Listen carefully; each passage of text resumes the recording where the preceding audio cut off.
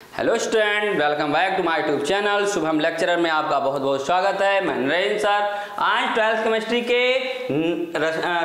के डी ओम F block के तत्व के बारे में इस वीडियो में पढ़ेंगे।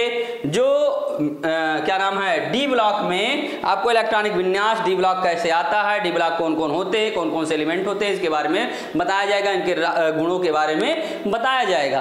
तो स्टूडेंट्स, आज इस वीडियो में हम डी ब्लॉक के जितने भी एलिमेंट आते हैं उनके बारे में पढ़ेंगे, उनके इलेक्ट्रॉनिक विन्यास के बारे में पढ़ेंगे। तो आइए स्टूडेंट्स, हम डी ब्लॉक के एलिमेंट को पढ़ते हैं। ओके, चलिए देखते हैं। स्टार्ट करने से पहले आप सभी स्टूडेंट्स वीडियो को लाइक और शेयर कर देना। जो चैनल पर नए स्टूडेंट हैं चैनल को सब्सक्राइब कर लेंगे। ओके, चलिए नेक्स्ट चलते हैं हम अपने टॉपिक की ओर। डी ओम एफ ब्लॉक के तत्व देखिएगा। एसपीडीएफ, एसपी आप पहले पढ़ चुके होंगे। ओके, डी ब्लॉक में क्या है, जब डी होता है जो उपकोष होता है, ठीक, एसपीडीएफ। ओके, तो डी उपकोष, जब हम इलेक्ट्रॉनिक कॉन्फ़िगरेशन करते हैं, इलेक्ट्रॉनिक विन्यास करते हैं, तो जिस उपकोष में इलेक्ट्रॉन जाते हैं, लास्ट का जो उपकोष होता है वो होता है, ठीक, उसी को D block, F block, S block, P block element कहा जाता है। अगर लास्ट वाला एस ब्लॉक में गया, ओके, तो एस ब्लॉक एलिमेंट, पी में गया, पी उपकोष में इलेक्ट्रॉन गया तो पी ब्लॉक एलिमेंट, डी उपकोष में लास्ट में गया तो डी ब्लॉक एलिमेंट कहा जाता है। एफ ब्लॉक में जाता है तो एफ ब्लॉक एलिमेंट कहा जाता है। ओके, चलिए देखते हैं क्या होता है इसमें।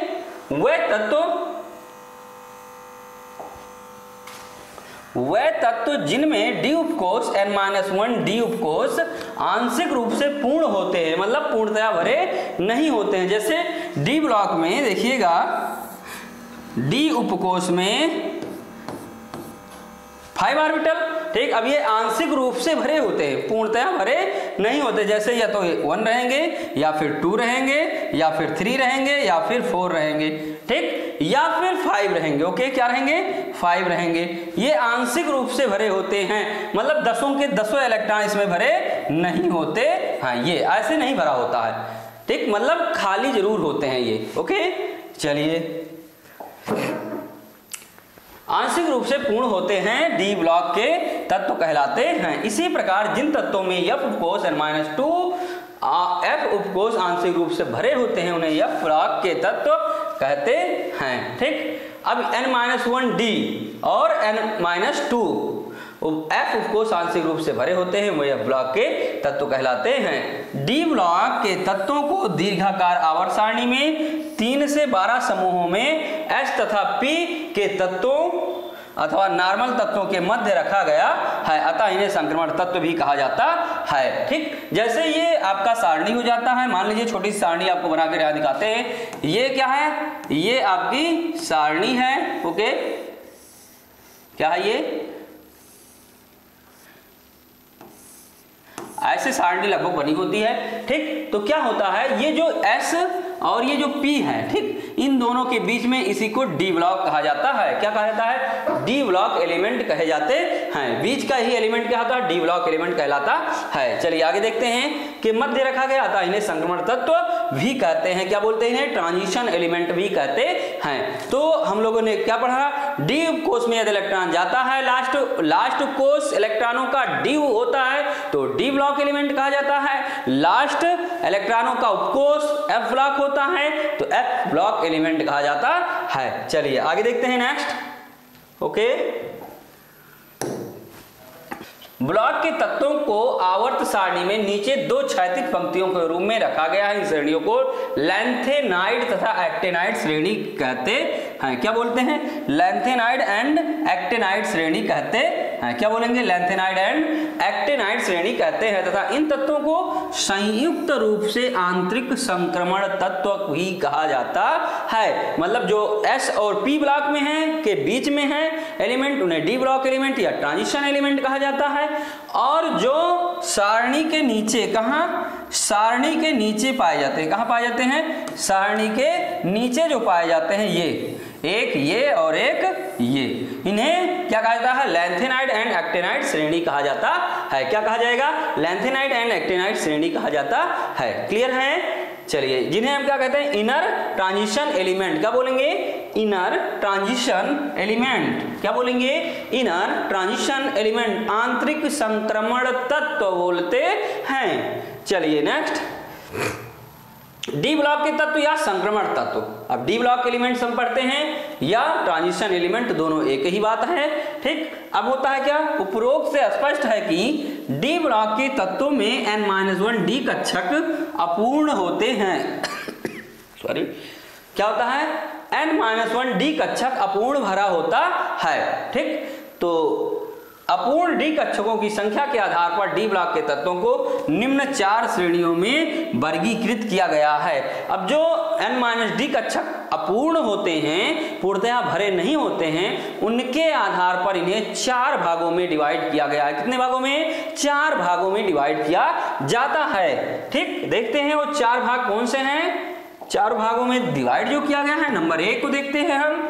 चलिए देखते हैं, प्रथम श्रेणी या 3D श्रेणी, इसमें स्कैंडियम से Zn तक 10 तत्व आते हैं। इस श्रेणी के तत्व Zn को छोड़कर 3D कक्षक अपूर्ण भरे होते हैं। क्या होते हैं, केवल आप Zn को छोड़ दीजिए और सभी तत्व इसमें क्या होते हैं, अपूर्ण भरे होते हैं, Sc से लेकर और Zn तक। ओके, इसमें केवल Zn ही ऐसा है जो क्या होता है, 3D कक्षक 3D श्रेणी पूर्ण भरा होता है और सब 3D अपूर्ण होते हैं। इसमें देखिएगा एट्रियम से लेकर और कैडमियम तक, ठीक, कैडमियम तक क्या होते हैं, केवल कैडमियम का ही डी कक्षक पूर्ण भरा होता है और सबके अधूरे होते हैं। ओके, चलिए आगे देखते हैं नेक्स्ट। द्वितीय श्रेणी या 5D श्रेणी, ठीक, इसमें क्या होता है, लैंथनम La से लेकर और HF और लैंथनम तथा HF से लेकर Hg तक, मरकरी तक। ओके, 10 तत्व सम्मिलित होते हैं। इस श्रेणी के तत्वों को Hg को छोड़कर 5D कक्षक पूर्ण भरे होते हैं। इसमें क्या होता है, 5D केवल Hg का ही भरा होता है और सभी 5D के लैंथेनम श्रेणी के सभी तत्वों में 5D कक्षक अपूर्ण भरा होता है, ठीक है। देखिए चतुर्थ श्रेणी में क्या आता है, 6D श्रेणी। क्या आएगा, 6D श्रेणी जो एक्टिनाइड से लेकर 112, 89 से लेकर 112 तक के तत्व आते हैं। कितने आते हैं, 89 से लेकर 112 तक के तत्व आते हैं। इसके डिस्क्रिप्शन के बारे में अभी हम यहाँ डिस्क्रिप्शन नहीं दे रहे हैं, केवल आपका परिचय करवा रहे हैं। जब आगे आएगा तो इसका आपको कौन कौन से तत्व आते हैं सब आपको बताया जाएगा, ठीक। तो आज अभी आप केवल इतना देखिए कि एक्टिनाइड 89 से लेकर 112 तक के 10 तत्व आते हैं, वो 6D श्रेणी के तत्व कहे जाते हैं। बस इतना ही आज आपको जानना है। इसमें भी वही चीज है, इसमें केवल तत्वों को आप जानना है, एटॉमिक नंबर को जानना है कि कहां से कहां तक होते हैं। अभी एलिमेंट जब डिस्क्रिप्शन आगे पढ़ाया जाएगा तब आपको बताया जाएगा। अभी इसके परिचय के बारे में हम लोग पढ़ते हैं। ओके, चलिए नेक्स्ट, डी ब्लॉक के तत्व या संक्रमण तत्व।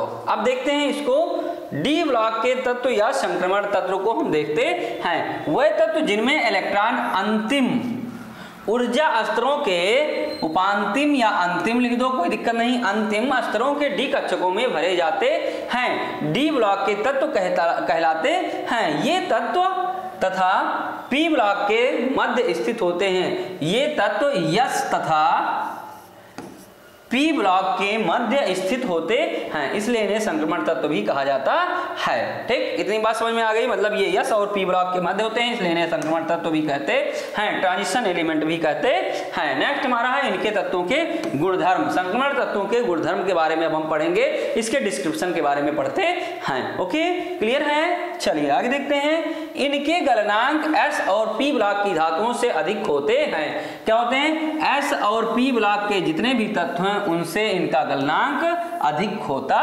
है, ठीक। ये एस और पी ब्लॉक की धातुओं से अधिक कठोर होते हैं। क्या होते हैं, एस और पी ब्लॉक के धातुओं से अधिक कठोर होते हैं, ठीक। इनमें धात्विक चालकता उपस्थित होती है। क्या होती है, इनमें धात्विक चालकता उपस्थित होती है, ठीक। एक और है, इसमें क्या होते हैं, धात्विक चालकता उपस्थित होती है। ये संकर आयन बनाते हैं। मेन क्वालिटी इसका क्या है, संकर आयन बनाते हैं। ठीक, धात्विक चालकता होती है, संकर आयन बनाते हैं और अधिक कठोर होते हैं। ये रंगीन लवण बनाते हैं। क्या होता है, ये रंगीन लवण बनाते हैं। ये भी ध्यान दीजिएगा, क्या बनाते हैं, रंगीन लवण बनाते हैं। ओके, देखिएगा, ये अनुचुंबकीय और उत्प्रेरक दोनों प्रकार के गुण दर्शाते हैं। मतलब ये अनुचुंबकीय भी होते हैं और क्या होते हैं, उत्प्रेरक का कार्य भी करते हैं। डी ब्लॉक के जितने भी तत्व हैं उनमें से कुछ ना कुछ क्या करते हैं, उत्प्रेरक का कार्य करते हैं, वर्धक का कार्य करते हैं। चलिए, ये तो हो गया हमारा संक्रमण तत्वों के गुणधर्म। ठीक, नोट कर लीजिए इसको। चलिए, हो गया, स्क्रीनशॉट ले लीजिए। आगे देखते हैं आवर्ती गुणों में सामान्य प्रचलन। अब देखते हैं आवर्ती गुणों में सामान्य प्रचलन। जो आवर्ती गुण है उनके जो प्रचलन है उसके बारे में हम पढ़ते हैं। क्या होता है, पहला, भौतिक गुण। सभी संक्रमण तत्व Zn, कैडमियम, Hg तथा Mn को छोड़कर धात्विक गुण जैसे उच्च तनन सामर्थ्य, तन्यता, आघातवर्धनता, विद्युत चालकता तथा धात्विक चमक दर्शाते हैं। कौन कौन, जिंक, कैडमियम, Hg और मैग्नीज को छोड़कर और जितने भी तत्व हैं वो क्या करते हैं, तनन सामर्थ्य होते हैं, तन्यता होता है, आघातवर्धनता होता है, विद्युत चालकता, धात्विक चमक। इन तत्वों में Ns इलेक्ट्रॉनों के अतिरिक्त अपूर्ण डी कक्षकों के इलेक्ट्रॉन भी धात्विक आबंध में निर्माण में सहायक होते हैं। कहाँ होते हैं, Ns इलेक्ट्रॉनों के अतिरिक्त अपूर्ण डी कक्षकों के इलेक्ट्रॉन भी धात्विक आबंध निर्माण में सहायता करते हैं। मतलब ये धात्विक आबंध भी बनाते हैं। ठीक, क्या बनाते हैं, धात्विक आबंध भी बनाते हैं। और कैडमियम, जिंक और Hg मैग्नीज को छोड़कर इनमें तनन सामर्थ्य मतलब खींचने पर बढ़ सकते हैं। तन्यता होती है, खींच दीजिए, कोई दिक्कत नहीं। आघातवर्धनता, पीटने पर ये बढ़ते हैं। विद्युत के चालकता होती है, धात्विक चमक भी होती है। ओके, इसके कारण संक्रमण तत्व प्रबल धात्विक लक्षण दर्शाते हैं। क्या दर्शाते हैं, प्रबल धात्विक लक्षण दर्शाते हैं तथा इनके गलनांक एवं क्वथनांक उच्च होते हैं। धातु हैं तो जाहिर सी बात है इसके गलनांक और क्वथनांक उच्च होंगे। ओके, चलते हैं नेक्स्ट। दूसरा जो है टॉपिक हमारा परमाणुवीय व आयनिक त्रिज्याएं। अब हम डी ब्लॉक के तत्वों के जो परमाणुवीय एवं आयनिक जो त्रिज्याएं हैं उनके बारे में देखेंगे। ओके, चलिए देखते हैं। संक्रमण श्रेणी में बाएं से दाएं जाने पर नाभिकीय आवेश दुर्बल परिरक्षण प्रभाव के कारण क्रमशः बढ़ता है। ठीक है, स्क्रीन इफेक्ट बोलते हैं। क्या बोलेंगे, दुर्बल परिरक्षण प्रभाव के कारण क्रमशः बढ़ता है। कहां से, बाएं से दाएं जाने पर नाभिकीय आवेश दुर्बल परिरक्षण के कारण बढ़ता है। ठीक, इस कारण श्रृंखला में पहले आकार घटता है फिर स्थिर हो जाता है। श्रृंखला के अंत में इलेक्ट्रॉन प्रतिकर्षण के कारण आकार थोड़ा बढ़ जाता है। समूह में ऊपर से नीचे आने पर परमाणु त्रिज्याएं बढ़ती हैं। अगर आप ऊपर से नीचे आएंगे ऐसे ये तो क्या होती हैं, त्रिज्याएं बढ़ती हैं। ठीक, और अगर ऐसे चलेंगे, ऐसे चलेंगे, बाएं से दाएं चलेंगे आवर्त सारणी में, तो नाभिकीय आवेश दुर्बल परिरक्षण प्रभाव के कारण क्या होता है, बढ़ता है। समूह में ऊपर से नीचे जाने पर परमाणुवीय त्रिज्याएं बढ़ती हैं तथा द्वितीय या तृतीय संक्रमण श्रेणी के तत्वों की परमाणुवीय त्रिज्याएं लगभग समान होती हैं। क्या होती हैं, द्वितीय और तृतीय संक्रमण श्रेणी के जो तत्व हैं उनकी परमाणुवीय त्रिज्याएं क्या होती हैं, लगभग समान या स्थिर होती हैं। इसका कारण लैंथेनाइड संकुचन होता है। ठीक, ये तो था परमाणुवीय व आयनिक त्रिज्याएं। ठीक, ओके, चलिए नेक्स्ट।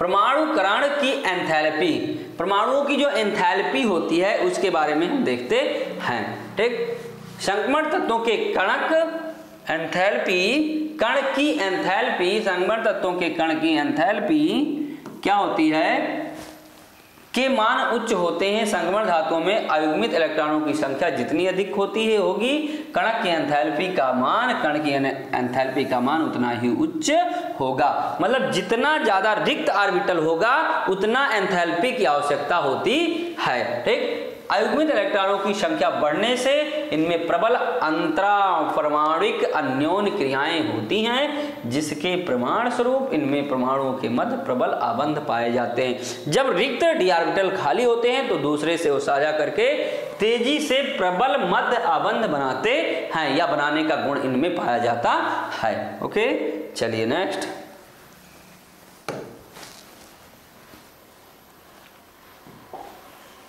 आयनन एंथैल्पी। ठीक, परमाणु एंथैल्पी या आयनन एंथैल्पी को देखते हैं।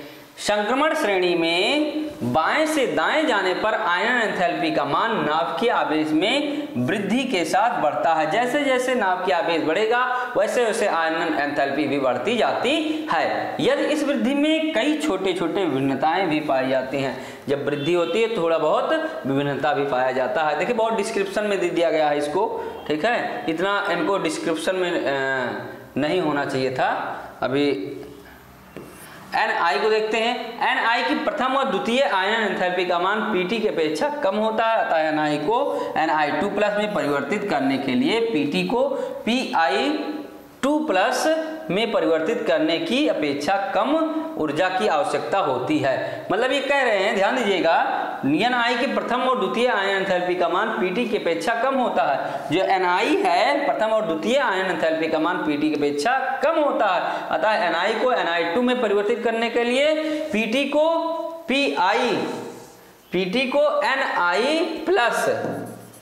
Ni2+ में परिवर्तित करने की अपेक्षा कम ऊर्जा की आवश्यकता होती है। अतः इसलिए Ni सेकंड यौगिक Pt सेकंड यौगिकों की अपेक्षा ऊष्मागतिकीय रूप से अधिक अस्थायी होते हैं। मतलब Ni जो होता है Pt सेकंड के यौगिकों की अपेक्षा अधिक अस्थायी होता है। मतलब अस्थायी कौन होगा अधिक?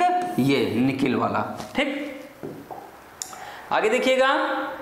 आयनन ऊर्जाओं के प्रमाण क्रमशः तत्वों के विभिन्न ऑक्सीकरण अवस्थाओं की अपेक्षा अस्थायित्व के संबंध में सुझाव भी देते हैं। ठीक, अब इसमें दिया गया है जो संक्षेप में उसको देखिएगा। तीसरा वाला, ये यौगिकों की अपेक्षा ऊष्मागत के रूप से अधिक अस्थायी होते हैं। आयनन ऊर्जाओं के परिमाण संक्रमण तत्वों के विभिन्न ऑक्सीकरण अवस्थाओं की अपेक्षा अस्थायित्व के संबंध में सुझाव भी देते हैं। मतलब किसी भी अस्थायित्व को बनने के लिए भी बताता है, रूल भी बनाता है। कौन? डी ब्लॉक के एलिमेंट, कि कैसे एक दूसरे से तत्व आपस में जुड़ के यौगिक का निर्माण करते हैं। ओके, या परमाणु मिलकर अणुओं का निर्माण करते हैं, अणु मिलकर यौगिकों का निर्माण करते हैं। ये भी सुझाव देता है। चलिए आगे।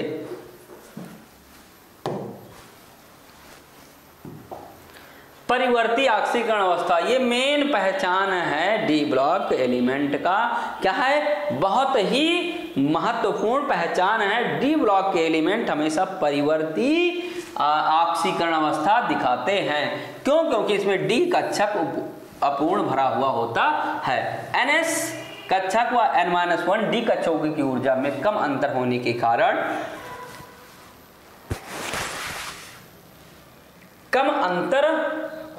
कारण दोनों कक्षकों के इलेक्ट्रॉन आबंध बनाने में हैं। क्या होते हैं? दोनों की कक्षाओं की ऊर्जाएं लगभग समान होती हैं, इसलिए दोनों कक्षक को बनाने में, निर्माण करने में अति आवश्यक होते हैं या आबंध को बनाते हैं। अतः संक्रमण तत्व परिवर्ती ऑक्सीकरण अवस्था दर्शाते हैं। क्या दर्शाते हैं? परिवर्ती संक्रमण अवस्था दर्शाते हैं। संक्रमण तत्व निम्न ऑक्सीकरण अवस्था +2 से +3 में आयनिक यौगिकों में बनाते हैं। संक्रमण तत्व जितने भी होते हैं क्या करते हैं? ऑक्सीकरण अवस्था +2 से +3 आयनिक यौगिकों में बनाते हैं। जबकि उच्च ऑक्सीकरण अवस्था में सामान्यतः सहसंयोजक यौगिक बनते हैं। ऑस्मियम से रुबिडियम तक +8 से ऑक्सीकरण अवस्था दर्शाते हैं। इनकी उच्च ऑक्सीकरण अवस्था मुख्यतः फ्लोराइडों तथा ऑक्साइडों में परिलक्षित होती है। डी ब्लॉक के जितने भी एलिमेंट है, जब फ्लोराइड और ऑक्साइड आयन बनते हैं, ऑक्साइड यौगिक बनते हैं, तब इनकी जो ऑक्सीकरण अवस्था है वो उच्च होती है, वहां दर्शाया जाता है। ओके, चलिए नेक्स्ट नोट कर लीजिए। हो गया? चलिए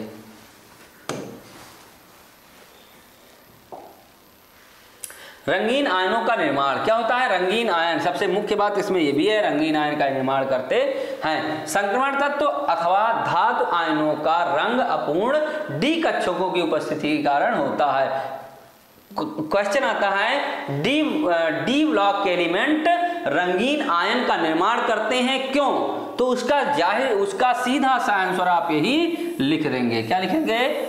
ये संक्रमण तत्व अथवा धातु आयनों का रंग अपूर्ण डी कक्षकों की उपस्थिति के कारण होता है। अपूर्ण डी कक्षकों में उपस्थित आयुग्मित इलेक्ट्रॉन दृश्य क्षेत्र से प्रकाश को अवशोषण करके निम्न ऊर्जा वाले डी कक्षक से उच्च ऊर्जा वाले डी कक्षकों में चले जाते हैं। जब प्रकाश लेते हैं तो निम्न ऊर्जा से अधिक ऊर्जा वाले कक्षक में जाते हैं और क्या करते हैं? ये अवशोषण कर लेते हैं, प्रकाश का अवशोषण कर लेते हैं, ठीक, दृश्य क्षेत्र में डी कक्षकों में चले जाते हैं। डी संक्रमण प्रेक्षित रंग अवशोषित प्रकाश का पूरक रंग होता है। D1 से D9 विन्यास वाले तत्व या आयन रंगीन होते हैं, जबकि D0 से D10 विन्यास वाले तत्व आयन रंगहीन होते हैं। ध्यान दीजिएगा इस बात को।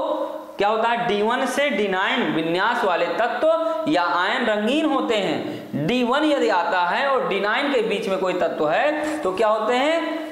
आयन रंगीन होते हैं, लेकिन D0 अथवा D10 विन्यास वाले तत्व रंगहीन होते हैं। चलिए नेक्स्ट, मतलब ये दृश्य प्रकाश क्षेत्र में रखा जाए तो ये रंगीन गुण भी दर्शाते हैं। कौन? डी ब्लॉक के एलिमेंट। जितने भी डी ब्लॉक के एलिमेंट हैं रंगीन आयन बनाते हैं, उपसह संयोजक यौगिक बनाते हैं, ऑक्सीकरण अवस्था परिवर्ती होती है, मतलब विभिन्न प्रकार के गुण हैं। उत्प्रेरकीय गुण को हम पढ़ते हैं। किसे पढ़ेंगे? उत्प्रेरकीय गुण को पढ़ते हैं। संक्रमण धातु और इनके यौगिक उत्प्रेरक की भांति कार्य करते हैं या व्यवहार करते हैं। संक्रमण धातु और इनके यौगिक उत्प्रेरक की भांति कार्य करते हैं। इसका मुख्य कारण संक्रमण तत्वों की परिवर्तनशील संयोजकताएं तथा इनके द्वारा संकर यौगिकों का निर्माण करना होता है। अभी परिवर्ती संयोजकता क्यों दर्शाते हैं?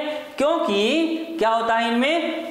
इनका मुख्य कारण क्या है? संक्रमण तत्वों की परिवर्तनशील संयोजकता तथा इनके द्वारा संकर यौगिकों का निर्माण करना होता है। इसलिए ये क्या होते हैं? इसलिए ये उत्प्रेरकीय गुण को दर्शाते हैं। किसे दर्शाते हैं? उत्प्रेरकीय गुण को दर्शाते हैं। किसे दर्शाएंगे? उत्प्रेरकीय गुण को दर्शाते हैं। चलिए नेक्स्ट,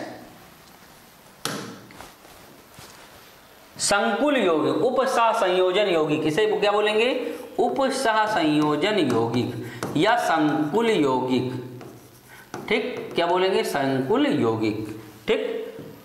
कॉम्प्लेक्स कंपाउंड से बोलते हैं, इंग्लिश में क्या बोलेंगे? कॉम्प्लेक्स कंपाउंड, ठीक। वो भी किसके कारण होता है? रिक्त डी ऑर्बिटल के कारण ये भी होता है संभव। देखते हैं, छोटे आकार, उच्च नाभिकीय आवेश तथा उपयुक्त ऊर्जा के डी उपकोष की उपलब्धता के कारण ही संक्रमण तत्व में संकुल यौगिक बनाने की प्रवृत्ति पाई जाती है। देखिए हमने क्या कहा था? उच्च नाभिकीय आवेश तथा उपयुक्त ऊर्जा के डी उपकोष की उपलब्धता के कारण ही संक्रमण तत्व में संकुल यौगिक बनाने की प्रवृत्ति पाई जाती है। इसका मेन रीजन है, ये सब गुण दर्शाते हैं, वो केवल रिक्त डी ऑर्बिटल के कारण ही दर्शाते हैं। किसके कारण दर्शाते हैं? रिक्त डी ऑर्बिटल के कारण ही दर्शाते हैं। चलिए नेक्स्ट, क्या है? अंतराकाशी यौगिकों का निर्माण। अंतराकाशी यौगिक मूल धातु से अधिक कठोर होते हैं। क्या होते हैं ये? अंतराकाशी जो यौगिक होते हैं, मूल जो धातु होते हैं उनसे अधिक कठोर होते हैं। इनके गलनांक व क्वथनांक का मान अधिक होता है। इनकी धात्विक चालकता सुरक्षित रहती है। अंतराकाशी यौगिक रासायनिक रूप से अक्रिय होते हैं। जो अंतराकाशी यौगिक बनते हैं वो क्या होते हैं? रासायनिक रूप से अक्रिय होते हैं, मतलब रासायनिक रूप में वो भाग नहीं लेते हैं, रासायनिक क्रिया में भाग नहीं लेते हैं। इनके गलनांक व क्वथनांक क्या होते हैं? हमेशा नॉर्मल धातुओं से उच्च होते हैं, ठीक।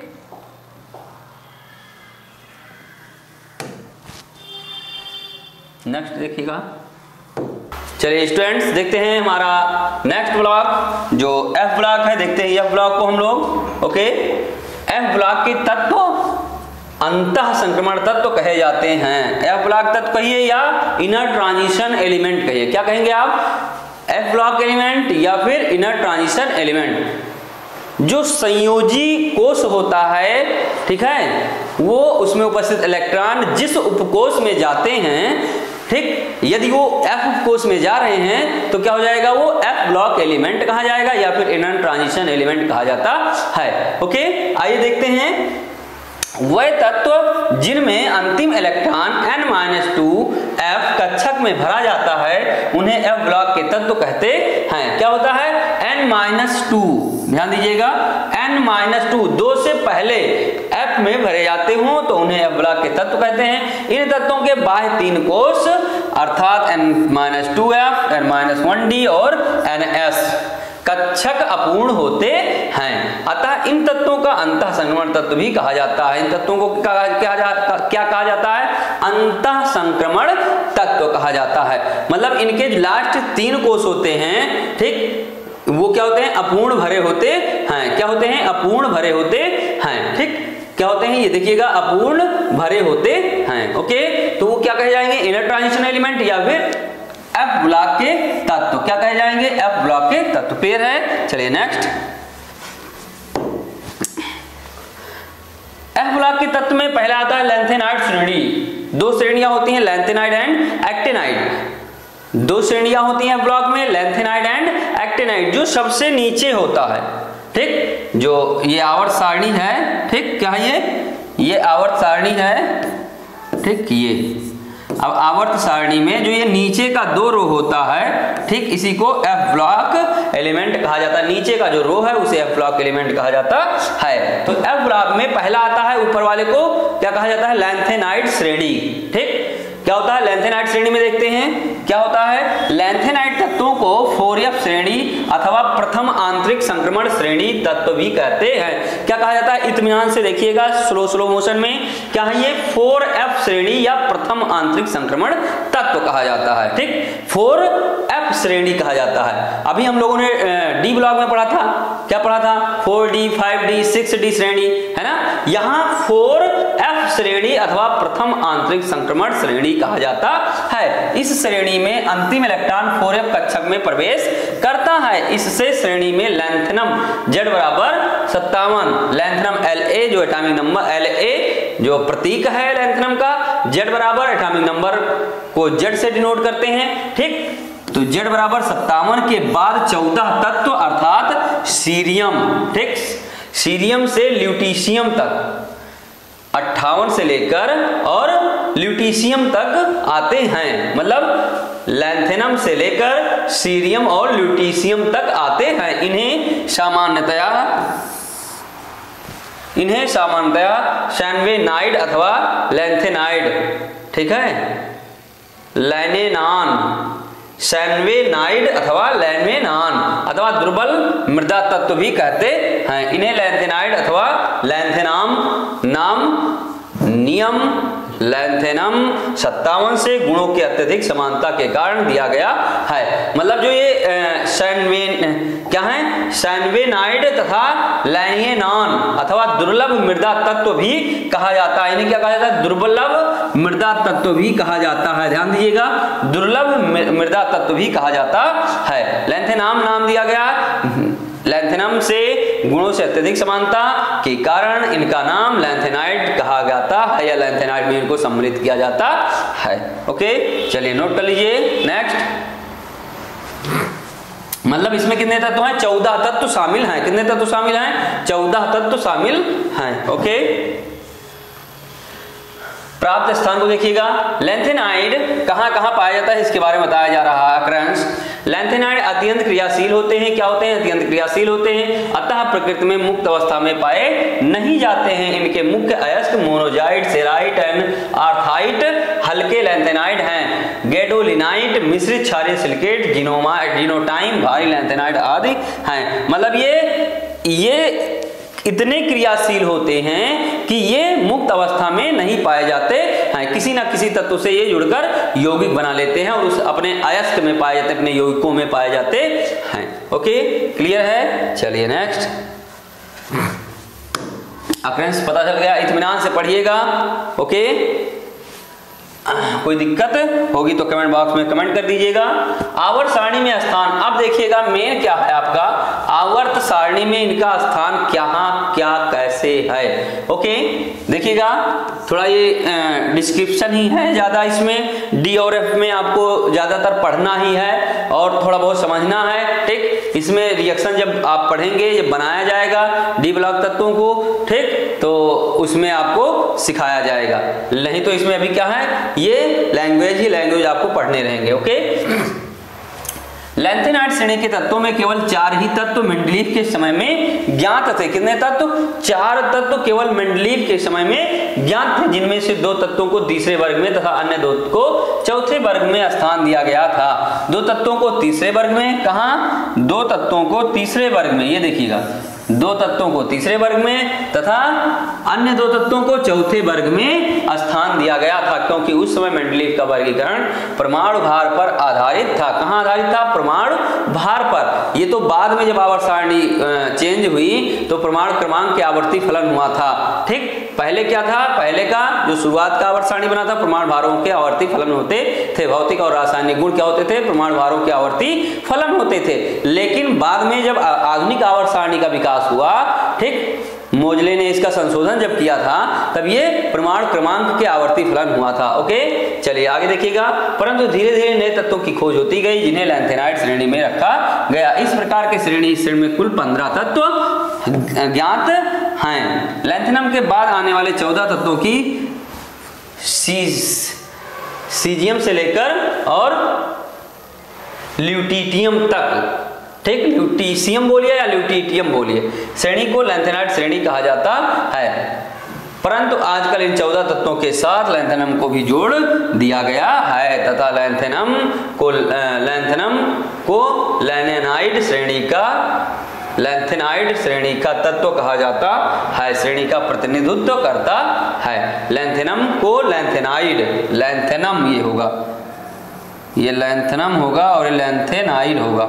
लैंथेनाइड श्रेणी का तत्व कहा जाता है, मतलब La से शुरू होता है और पहले इसको लिया नहीं जाता था, ऐसे होता था। ये नीचे का श्रेणी है 2, ठीक। तो ये लैंथेनम है, जो अब यहाँ से लैंथेनम से लेकर ले लेते हैं कहाँ? ल्यूटीशियम तक लेते हैं। ल्यूटिटियम बोलिए या ल्यूटीशियम बोलिए, हिंदी में ल्यूटीशियम लिखा जाता है, इंग्लिश में ल्यूटिटियम होता है, ठीक। दोनों कोई दिक्कत नहीं है उसमें, ठीक। चलिए आगे देखते हैं। आवर्त सारणी में इनका स्थान क्या था? पहले केवल मेंडलीव के जमाने में, मेंडलीव जब थे तो इन्होंने 4 तत्वों की केवल खोज की थी। ओके, क्लियर है? चलिए आगे चलते हैं।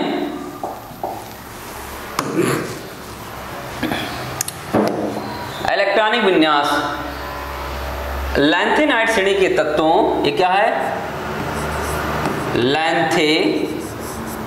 लैंथेनाइड श्रेणी के तत्वों के संयोजी कोष का इलेक्ट्रॉनिक विन्यास 4f1 से 14 और 5d 0 से 1 6s2 लैंथेनम सहित लिखा जाता है तथा अंतिम इलेक्ट्रॉन 4f कक्षक में भरे जाते हैं। कहाँ भरे जाते हैं? ध्यान दीजिएगा इस बात को।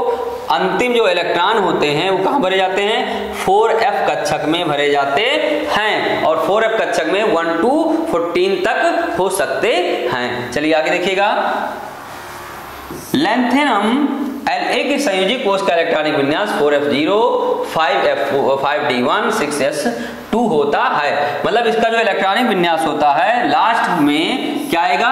4f0 5d1 एंड 6s2 होता है। जब आप इलेक्ट्रॉनिक विन्यास करेंगे तो लास्ट में ये जरूर आएगा आपका, ठीक है? समझ रहे हैं बात को? ये क्या है? लास्ट में जरूर आएगा और जो इलेक्ट्रॉन भरे जाएंगे 0 से 1 ही होता है, 2 नहीं होता। डी में केवल 0 से 1 तक होता है, उसके बाद 4f में इलेक्ट्रॉन भरे जाते हैं, ठीक। ध्यान दीजिएगा इस बात को, जिससे प्रतीत होता है कि आगे आने वाले तत्वों के इलेक्ट्रॉन 5d उपकोष में प्रवेश करेंगे या भरे जाएंगे, लेकिन 5d में भरा नहीं जाता है। ये मेन बात है, इसको ध्यान रखिएगा आप लोग, ठीक है? बहुत गूढ़ रहस्य है, इसको ध्यान दीजिएगा। क्या होता है? 5d उपकोष में प्रवेश करेंगे, लेकिन ऐसा नहीं होता है। क्यों नहीं होता है? क्योंकि जो 5d की एनर्जी है, ठीक है, वो 4f से ज्यादा हो जाती है, इसलिए ऐसा नहीं होता है। देखिएगा कैसे है। परंतु ऐसा नहीं होता है क्योंकि इलेक्ट्रॉन जुड़ने के साथ 4f कक्षकों की ऊर्जा, जो 4f कक्षक की ऊर्जा होती है, क्या होती है? ये 4f कक्षक की ऊर्जा जो होती है 5d से कम हो जाती है। ये 5d है और रूल क्या है? n+l, ठीक। तो n+l है तो 5d है, तो 5 और 1 6 हो गया ये, और ये 4 + 1 5 हो गया, ठीक।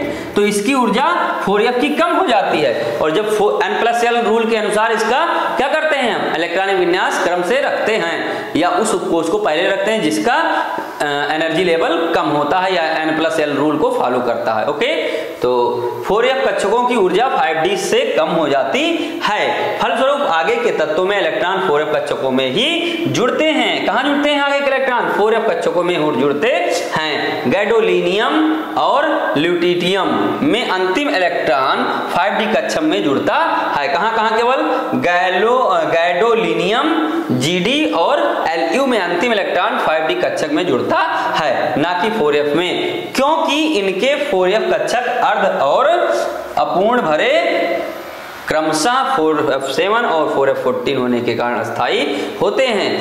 या तो हाफ फिल्ड होगा कोई कक्षक तो अस्थायी होगा, ठीक है, जैसे p उपकोष है, p उपकोष यदि आधे भरे हुए ऑर्बिटल होंगे तो वो अस्थायी होगा और हाफ फिल्ड है तो अस्थायी नहीं होगा।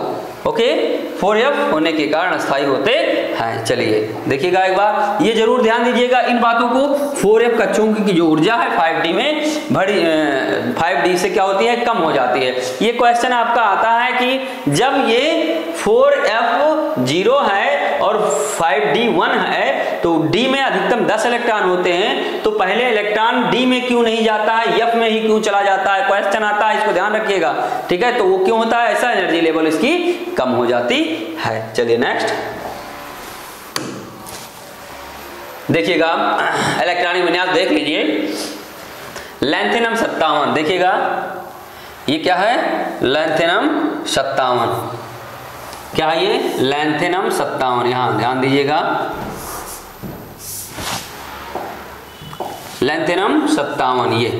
ओके, 57 क्या है? लैंथेनम है। इसका इलेक्ट्रॉनिक विन्यास देखिएगा 5d1 6s2 5d1, okay,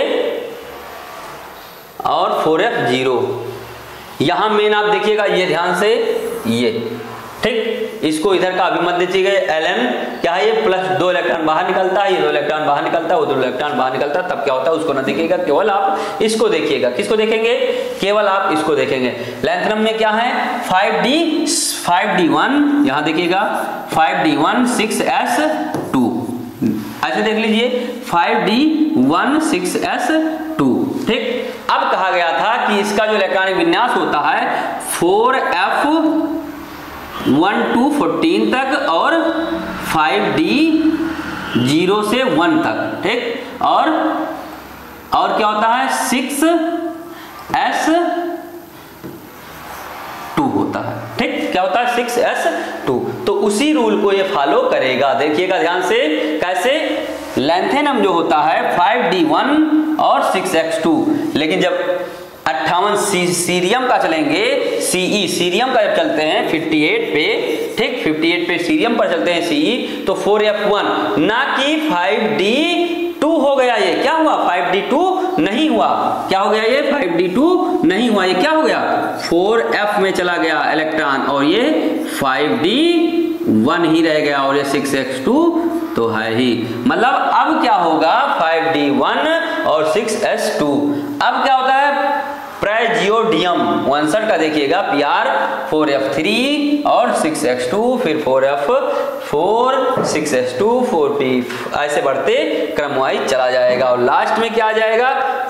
gadolinium, ठीक। क्या होता है? इस 58 का ध्यान दीजिएगा, ये जो 58 है, ये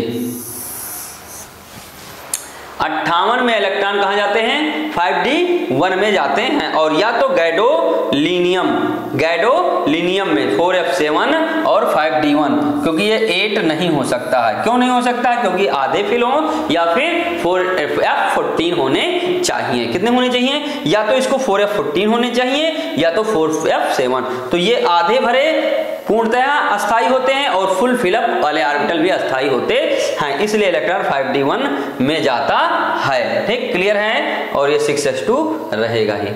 चलिए क्लियर है, आगे बढ़ें। और ये जो Ln+2 है, इसमें इलेक्ट्रॉन बाहर निकलते हैं, तब ये ऐसा होता है कि कहां से इलेक्ट्रॉन निकलेगा? जब इसमें से इलेक्ट्रॉन निकलेगा तो ये क्या हो जाएगा? 2 इलेक्ट्रॉन जब ये निकल जाएगा तो 6h2 वाला बाहर निकल जाएगा, 5d1 बचेगा और 4f0 तो रहेगा ही, ठीक। और अगर इसमें से निकलेगा तो 4f2 इलेक्ट्रॉन निकल जाएगा, तो ठीक, और 4f1 बचेगा। ओके, क्लियर है। चलिए आगे देखते हैं। मेन इसमें क्या है, आप नोट कर लीजिए इसको। इसमें केवल इतना आपको देखना है, इसका ये सीरियम और गैडोलीनियम, किसको देखना है, सीरियम एंड गैडोलीनियम को देखना है। क्लियर है। चलिए आगे बढ़ते हैं।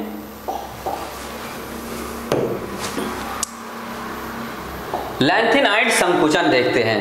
लैंथेनाइडों में क्या होता है, लैंथेनाइडों में लैंथेनियम से ल्यूटीशियम तक परमाणु क्रमांक बढ़ने पर परमाणु तथा आयनिक त्रिज्याओं में कमी हो जाती है। जैसे जैसे परमाणु क्रमांक बढ़ेगा तो आयनिक त्रिज्या में कमी हो जाएगी। ठीक है, क्या हो जाएगा, आयनिक त्रिज्या में कमी हो जाएगी। ओके, इसे लैंथेनाइड संकुचन कहा जाता है। जैसे जैसे परमाणु क्रमांक बढ़ते हैं, एटॉमिक वेट बढ़ता जाता है, वैसे वैसे इनकी त्रिज्याएं क्या होती हैं, घटती चली जाती हैं। इसी को क्या कहा जाता है, लैंथेनाइड संकुचन कहा जाता है। ये बहुत इंपॉर्टेंट है, क्वेश्चन आता है, वीआईपी क्वेश्चन, नोट कर लीजिए इसको। ठीक, परमाणु त्रिज्याओं के मानों में यह नियमित कमी नहीं होती है, जैसे कि M+3 आयनों के आकार में नियमित रूप से कमी होती है। यह संकुचन भी सामान्य संक्रमण श्रेणियों के समान ही होता है तथा इसका कारण भी समान है, अर्थात एक ही उपकोष में एक इलेक्ट्रॉन को दूसरे इलेक्ट्रॉन द्वारा परीक्षण प्रभाव होता है। ओके, क्लियर है। लैंथेनाइड संकुचन मेन क्या है, आपको पता चल गया कि जब परमाणु क्रमांक बढ़ता है, ठीक है, तो इनकी आयनिक त्रिज्याओं में कमी आती है, इसे को लैंथेनाइड संकुचन कहा जाता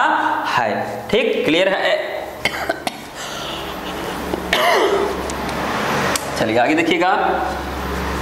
भौतिक अवस्था किसको देखेंगे अब, फिजिकल स्टेट इसका क्या होता है। समस्त लैंथेनाइड क्या है, समस्त लैंथेनाइड चांदी की तरह सफेद तथा नर्म धातुएं होती हैं। क्या होती हैं, जैसे चांदी नहीं सफेद और नर्म होता है, ऐसे ही लैंथेनाइड भी होता है। ठीक, इनके गलनांक का घनत्व उच्च होते हैं, धातुएं वायु में तुरंत बहुरंगी हो जाती हैं। क्या होती हैं, ये धातुएं जो होती हैं, ये धातुएं जब वायु में रखी जाती हैं तो ये तुरंत अनेकों कलर दिखाई देने लगता है। क्या होता है, बहुत सारे कलर में ये दिखाई देने लगती हैं। चलिए ओके, नेक्स्ट।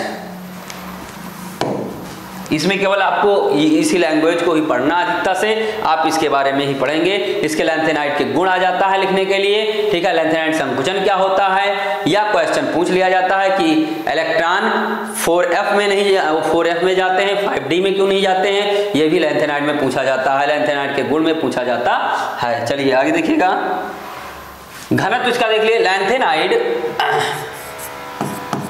लैंथेनाइड तत्वों के घनत्व 6.77 से 9.74 ग्राम प्रति घन सेंटीमीटर होता है। ठीक, के मध्य होते हैं। परमाणु क्रमांक बढ़ने के साथ साथ इनके घनत्व भी बढ़ते जाते हैं, फलस्वरूप इनकी कठोरता में भी वृद्धि होती है। जैसे जैसे परमाणु क्रमांक बढ़ेगा आयनिक त्रिज्या घटेगी, लेकिन जो परमाणु क्रमांक बढ़ता है उसके साथ साथ घनत्व भी बढ़ते जाते हैं, जिसके कारण इनके जो कठोरता होती है वो भी वृद्धि होती चली जाती है। ओके, नोट कर लीजिए डायनेस्टी में। नेक्स्ट, ऑक्सीकरण अवस्थाएं क्या हैं, ऑक्सीकरण अवस्थाएं, ऑक्सीडेशन स्टेट। लैंथेनाइड तत्वों की स्थायी ऑक्सीकरण अवस्था +3 होती है। ये तत्व +3 ऑक्सीकरण अवस्था में 6x के 2 यौम 4f या 5d से एक इलेक्ट्रॉन त्यागते हुए सीरियम से गैडोलीनियम ल्यूटीशियम अपना तीसरा इलेक्ट्रॉन 5d कक्षक में से त्यागते हैं। क्या करते हैं, 6 के 2 जब इनकी ऑक्सीकरण अवस्था आती है, ध्यान दीजिएगा, तो ये ऑक्सीकरण अवस्था कितना दर्शाते हैं, +3 दर्शाते हैं। ये तत्व +3 ऑक्सीकरण अवस्था में 6s के 2 इलेक्ट्रॉन, कितने, 6x के 2 इलेक्ट्रॉन, ये ध्यान दीजिएगा, और 4 5d से एक इलेक्ट्रॉन त्यागते हैं। ठीक, 4f और तीसरा इलेक्ट्रॉन 5d कक्षक में से त्यागते हैं। ठीक, कुछ लैंथेनाइड तत्व F4 F7 एवं F14 विन्यास के स्थायित्व के कारण +2 एवं +4 ऑक्सीकरण अवस्थाएं भी प्रदर्शित करते हैं। इन्हें असंगत ऑक्सीकरण अवस्थाएं भी कहा जाता है। ठीक, मतलब क्या है, इनके बाहरी त्यागने के कारण जिस उपकोष से जितना इलेक्ट्रॉन त्यागता है, ठीक वही उनकी ऑक्सीकरण अवस्था हो जाती है। तो उसमें बता रहे हैं 6x के 2 इलेक्ट्रॉन त्यागता है और 4 या 5d से एक इलेक्ट्रॉन त्यागेगा। लेकिन जो सीरियम है, गैडोलिनियम है और ल्यूटिटियम है, अपना जो तीसरा इलेक्ट्रॉन त्यागता है वो केवल और केवल 5d कक्षक से ही त्यागता है, इसको ध्यान रखिएगा। कुछ लैंथेनाइड 4f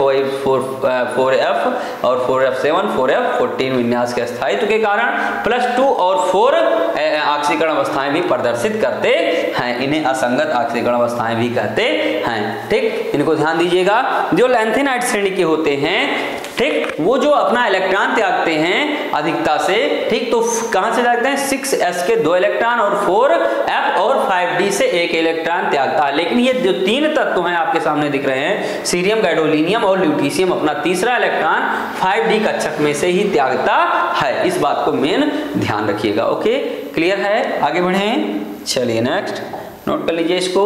बहुत ही इंपॉर्टेंट टॉपिक है ये, आपके लिए बहुत ही महत्वपूर्ण है। ओके, जैसे देखिएगा सीरियम 58 से लेकर 4f0 अस्थायी विन्यास के कारण +4 ऑक्सीकरण अवस्था प्रदर्शित करता है, ठीक। Tb 4f7 अस्थायी विन्यास के कारण 4f ऑक्सीकरण अवस्था प्रदर्शित करता है, ठीक। और ऐसे EU भी 4f अस्थायी विन्यास के कारण 4 ऑक्सीकरण अवस्था प्रदर्शित करता है, +4 सब में +4 और YB जो है 4f14 अस्थायी विन्यास के कारण +2 ऑक्सीकरण अवस्था भी प्रदर्शित करता है। ये भी अस्थायी विन्यास है, इसलिए ये +2 ऑक्सीकरण अवस्था प्रदर्शित करता है। लेकिन इसमें कुछ क्या है? अपवाद भी होते हैं। कुछ लैंथेनाइड तत्व 4f और 4f7 एवं 4f14 विन्यास नहीं दर्शाते हैं, फिर भी +2 एवं +4 ऑक्सीकरण अवस्था प्रदर्शित करते हैं। देखिए केमिस्ट्री है, केमिस्ट्री में पहले भी बताया गया है अपवाद आपको बहुत सारे मिलते हैं। जो रूल हो रहा है उसी रूल को फॉलो करेंगे, कुछ में तो फॉलो हो जाएगा, लेकिन कुछ में जैसे जैसे आप फॉलो करेंगे वो रॉन्ग भी हो जाता है। जैसे अभी इलेक्ट्रॉनिक विन्यास को ले लीजिए, आप इलेक्ट्रॉनिक विन्यास ले लीजिए, ऑक्सीकरण अवस्था लीजिए, संयोजकता ले लीजिए, अलग अलग तत्वों में अलग अलग तरीके से कुछ ना कुछ अपवाद पाए जाते हैं, ठीक। क्लियर है? चलिए नेक्स्ट।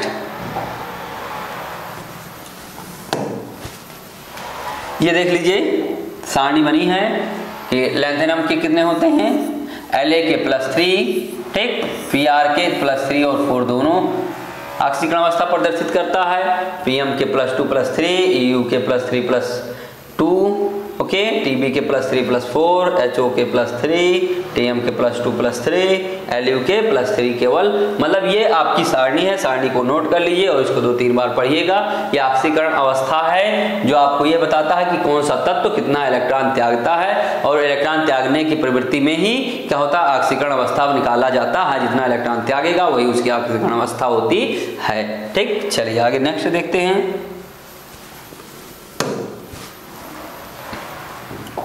रंग Ln3+ आयन जिनमें 4f कक्षकों में X तथा 14x इलेक्ट्रॉन होते हैं समान रंग के होते हैं। जैसे में रंग दिया गया है La+3 जो है वो क्या हो जाएगा? रंगहीन हो जाता है। Ce+3 क्या होता है? रंगहीन। और Pr3 को देखिएगा, ये हरे रंग का हो जाता है। और 4f14 - x में क्या हो जाता है?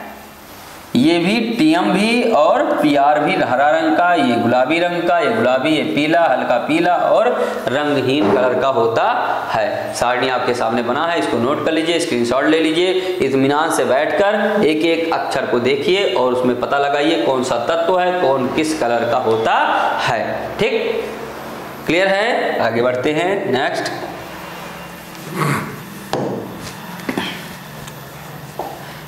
रासायनिक क्रिया अवक्रियाशीलता क्या है? रासायनिक अवक्रियाशीलता। लैंथेनाइड तत्वों की क्रियाशीलता एल्युमिनियम के समान होती है। किसके समान होती है? रासायनिक जो क्रियाशीलता होती है एल्युमिनियम के समान होती है, क्योंकि इन तत्वों की उच्च ऋणात्मकता E0 मान यह प्रदर्शित करता है कि ये शीघ्रता से ये अपने से क्या बना लेते हैं? इलेक्ट्रॉन को बाहर निकाल देते हैं, शीघ्रता से इलेक्ट्रॉन को बाहर निकाल देते हैं, इसलिए इनकी जो क्रियाशीलता होती है वो अधिक होती है। पहले देखते हैं हम फर्स्ट, जल से अपक्रिया।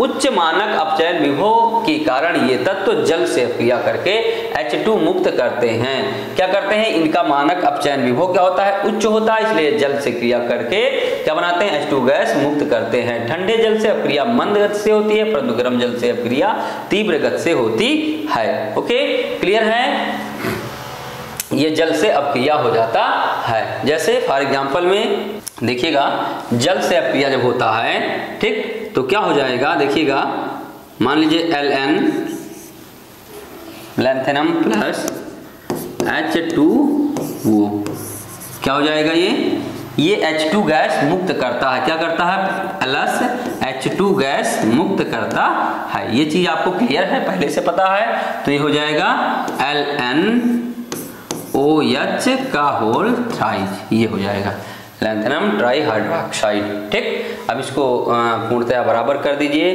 तो ये हो जाएगा 3H वहाँ हैं और 3 2 5 वो H वहाँ हैं। ठीक, तो यहाँ कर दीजिए, कितने H कर देंगे, 5H वहाँ है तो यहाँ कर दीजिए। ठीक, क्या कर देंगे, 5H वहाँ है, 3 2 5 तो यहाँ कर दीजिए 6H2O। ठीक, और यहाँ 2 और यहाँ भी 2 और यहाँ कितना कर देंगे, 2 3 6 और ये कर दीजिए 3। बस क्लियर है, हाँ अब क्लियर हो गया, क्लियर है। ठीक, जब ये जल से अपक्रिया करता है तो क्या होता है, ये हाइड्रोजन गैस मुक्त होता है। ध्यान दीजिएगा, ये हाइड्रोजन गैस मुक्त होता है। नोट कर लीजिए रिएक्शन को।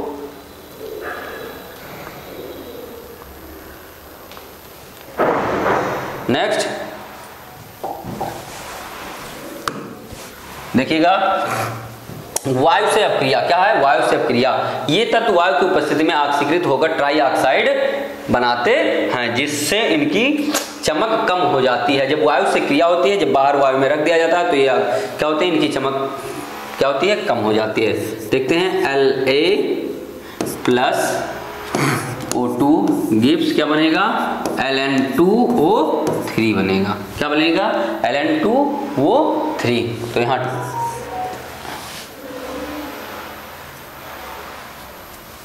La हो जाएगा, ये LaO3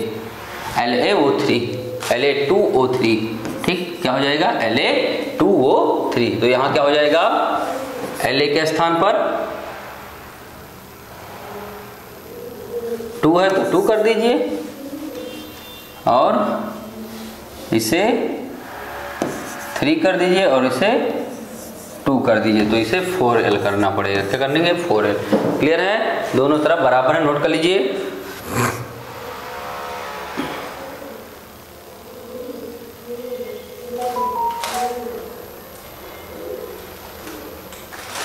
चलिए हो गया, क्लियर है। अब ये लैंथेनाइड है, अगर हम लैंथेनाइड है और लैंथेनाइड श्रेणी को लिखेंगे तो Ln टाइप में लिखते हैं। क्या लिखते हैं, 4Ln + 3O2 गिव्स 2Ln, क्या हो जाएगा, 2Ln2O3, ये भी लिख सकते हैं। ठीक, क्लियर है, ऐसे भी कहीं कहीं आपको लिखा मिलेगा। ठीक, ये लैंथेनम हमने लिख दिया है, लैंथेनाइड श्रेणी के तत्व को रख दिया है, और ये क्या है, लैंथेनाइड को Ln से डिनोट किया जाता है, इसलिए लैंथेनाइड से डायरेक्ट क्रिया करा दिया गया। लैंथेनाइड में समस्त 14 तत्व आ जाते हैं, यहाँ हम केवल लैंथेनम से क्रिया कराए हैं। ओके, क्लियर है, नोट कर लीजिएगा। चलिए, हाइड्रोजन के साथ अपक्रिया। क्या करते हैं, ये तत्व हाइड्रोजन के साथ अपक्रिया करके ट्राई हैलाइड बनाते हैं। क्या बनाते हैं, ट्राई हैलाइड बनाते हैं। कैसे बनाएंगे, देखिएगा,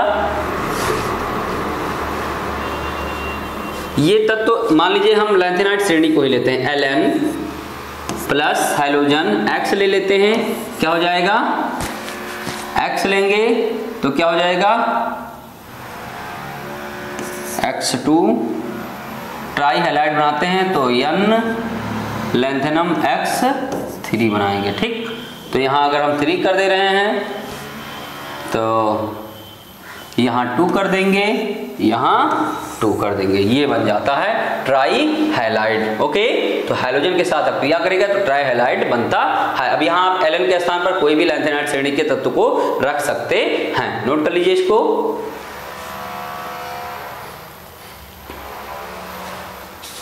चलिए हो गया, क्लियर है, मिटा दें। चलिए नेक्स्ट,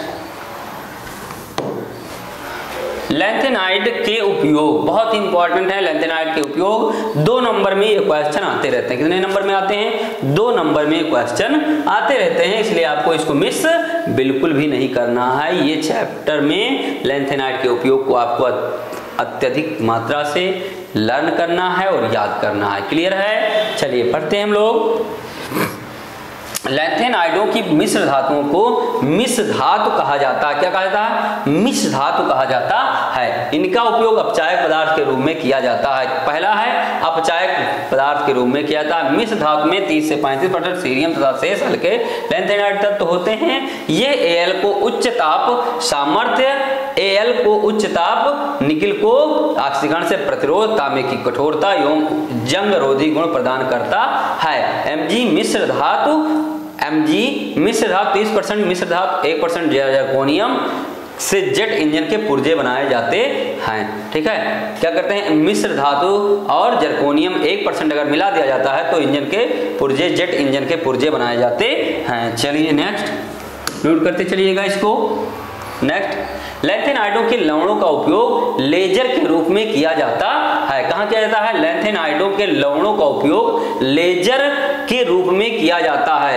Nd2O3 को सेलेनियम ऑक्सीक्लोराइड में विलय करने पर एक प्रबल रेजल द्रव बनता है। उत्प्रेरक के रूप में लैंथेनाइडों का उपयोग विभिन्न कार्बनिक हाइड्रोजनीकरण, विहाइड्रोजनीकरण, ऑक्सीकरण आदि रासायनिक उपग्रहों में भी किया जाता है। मतलब इसका प्रयोग उत्प्रेरक के रूप में भी किया जाता है। नंबर नेक्स्ट देखिएगा, 4th नंबर, पेट्रोलियम पदार्थों के भंजन के लिए सीरियम फास्फेट का प्रयोग करते हैं। किसका? सीरियम फास्फेट का प्रयोग करते हैं। ठीक, और देखिएगा नेक्स्ट, नियोडीमियम, ठीक, नियोडीमियम और प्रोजियोडियम के ऑक्साइड Nd2O3 ट्राई ऑक्साइड बनाते हैं। उपयोग रंगीन कांच बनाने में भी किया जाता है। किस कांच में? रंगीन कांच बनाने में भी किया जाता है। ठीक, नेक्स्ट देखिएगा, सीरियम ताप एवं पराबैंगनी प्रकाश दोनों का अवशोषण करता है। क्या करता है? सीरियम ताप एवं पराबैंगनी प्रकाश दोनों का भी अवशोषण करता है, अतः इसका उपयोग चश्मे बनाने में किया जाता है। कहाँ किया जाता है? चश्मे बनाने में, धूप के चश्मे बनाने में भी इसका प्रयोग किया जाता है। ठीक, नेक्स्ट देखिएगा। चलिए स्टूडेंट्स देखते हैं हमारा अगला नेक्स्ट टॉपिक क्या है? एक्टिनाइड्स। क्या है? एक्टिनाइड्स। आवर्त सारणी के नीचे सबसे जो रो है, आवर्त सारणी के सबसे नीचे जो रो है उसी को एक्टिनाइड कहा जाता है। वो 5f श्रेणी भी कहा जाता है, क्योंकि इसमें इलेक्ट्रॉन 5f कक्षक में प्रवेश करते हैं। किसमें प्रवेश करते हैं? 5f कक्षक में प्रवेश करते हैं। इस श्रेणी में एक्टिनियम Z इक्वल 89 के बाद 14 तत्व अर्थात थोरियम Z बराबर 90 से लॉरेंसियम Z बराबर 103 पाए जाते हैं। इन्हें सामान्यतः एक्टिनाइड अथवा एक्टिनान भी कहते हैं। इन्हें यह नाम एक्टिनियम से गुणों में अत्यधिक समानता के कारण दिया गया है। किसमें समानता के कारण दिया गया? इन्हें यह नाम एक्टिनियम से गुणों के अधिकता के समानता के कारण दिया गया है। थोरियम, प्रोक्टेटियम, ठीक, प्रोटेक्टियम तथा यूरेनियम के अतिरिक्त समस्त एक्टिनाइड श्रेणी संश्लेषित अर्थात मानव निर्मित तत्व हैं, अतः इन्हें ट्रांस यूरेनियम तत्व भी कहते हैं। क्या बोलेंगे? ट्रांस यूरेनियम तत्व। क्लियर है? क्या कह रहे हैं? यहां से फिर से एक बार देखिए, थोरियम, प्रोटेक्टिनियम, यूरेनियम के अतिरिक्त इन दोनों को यदि छोड़ दिया जाए, कि ये और ये, इनको छोड़ दिया जाए तो क्या है? एक्टिनाइड संश्लेषित अर्थात मानव निर्मित तत्व हैं। इनमें से अधिकता से मानव निर्मित, मनुष्य के द्वारा बनाया गया तत्व है, इसलिए इन्हें क्या कहा जाता है? ट्रांस यूरेनिक या ट्रांस यूरेनियम तत्व। ये समस्त रेडियो सक्रिय तत्व होते हैं। ओके, क्लियर है? चलिए नेक्स्ट देखते हैं हम। इलेक्ट्रॉनिक विन्यास क्या है? इलेक्ट्रॉनिक विन्यास, इनका सामान्य इलेक्ट्रॉनिक विन्यास में देखते हैं। इनका सामान्य इलेक्ट्रॉनिक विन्यास आर्यन 5 रेडान, आर्यन का मतलब रेडान जो 86 होता है उसके आगे की बात हो रही है, ठीक। तो रेडान कितना एटॉमिक नंबर होता है? 86, तो 86 तक यहाँ तक इलेक्ट्रॉनिक विन्यास कंफर्म है। उसके बाद 5f 1 to 14 होता है, 6d0 होता है और 7s2 होता है, अर्थात सभी एक्टिनाइड में 7s2 विन्यास होता है। जितने भी एक्टिनाइड ग्रुप के तत्व हैं सब में 7s2 पाया जाएगा, लेकिन लैंथेनाइड में क्या था? 6s2 पाया जाता था, ठीक। क्लियर है? और उसमें 5f और 5f0 था, फिर 1 2 3 4 बढ़ता चला जाता था, और जो d था वो क्या था? 5d 0 to 1 ही रहता था, ठीक। 5f एवं 6d उपकोषों में परिवर्तनशील विन्यास होता है। 14 इलेक्ट्रॉन 5f कोष में प्रवेश करते हैं। थोरियम Z बराबर 90 तक तो नहीं, परंतु पैलेडियम एवं इसके आगे वाले तत्व में नियमित रूप से भरते हुए परमाणु संख्या 103 तक पहुंचने पर 5f कक्षक पूर्ण रूप से भर जाता है। जब आप 103 पैलेडियम एवं उसके आगे केवल 90 तक तो नहीं, थोरियम तक तो नहीं कहा जा सकता है, लेकिन प्लेडियम से लेकर क्या कहते हैं आगे वाले तक तो नियमित रूप से 5 कक्षक में भरे जाते हैं। लैंथेनाइडों के समान एक्टिनाइडों के इलेक्ट्रॉनिक विन्यास में अनियमितताएं पाई जाती हैं। 5f कोष में उपस्थित f0, f7, f14 विन्यासों के स्थायित्व से संबंधित होती है। मतलब ये अगर ज्यादा है, देखिएगा ध्यान से, ये विन्यास अधिक होता है, जैसे 1 2 3 4 5 6, ठीक। देखिएगा ये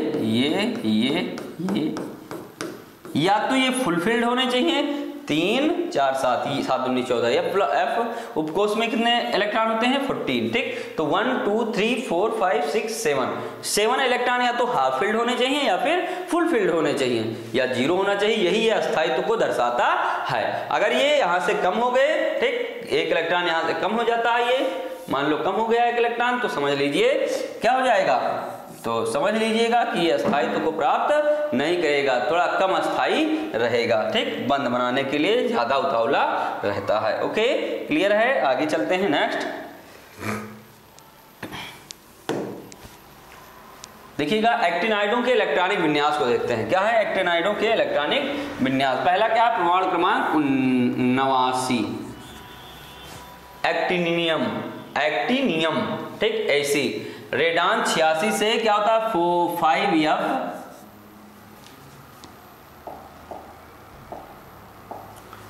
क्या है? आर्यन है, और 5f0 6d1 और 7s2। ये देखिएगा ये एक्टिनियम का इलेक्ट्रॉनिक विन्यास है।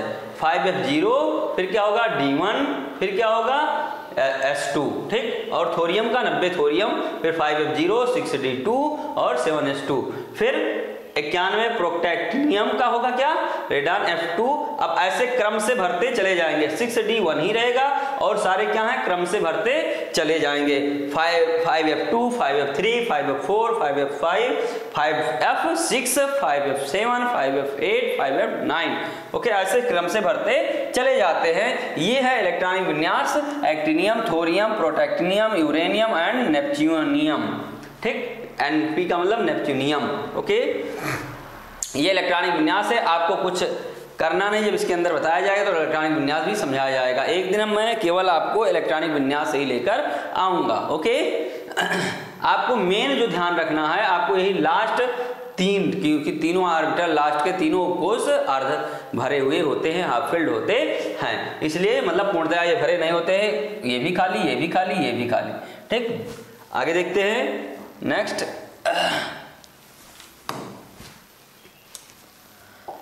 इनकी भौतिक अवस्था देख लेते हैं। क्या है? किसकी? एक्टिनाइड श्रेणी की भौतिक अवस्था। ये धातुएं चांदी के सदृश श्वेत होती हैं तथा विभिन्न प्रकार की संरचनाएं बनाती हैं। थोरियम तथा एमेरिशियम के अतिरिक्त समस्त एक्टिनाइड के घनत्व उच्च होते हैं, ठीक। क्या होते हैं, एमेरिशियम के अतिरिक्त समस्त एक्टिनाइड के जो घनत्व होते हैं वो क्या होते हैं, उच्च होते हैं, और थोरियम की घनत्व क्या होते हैं, उच्च होते हैं। चलिए नेक्स्ट, ऑक्सीकरण अवस्था को देख लेते हैं। क्या देखते हैं, ऑक्सीकरण अवस्था। क्या देखेंगे, ऑक्सीकरण अवस्था।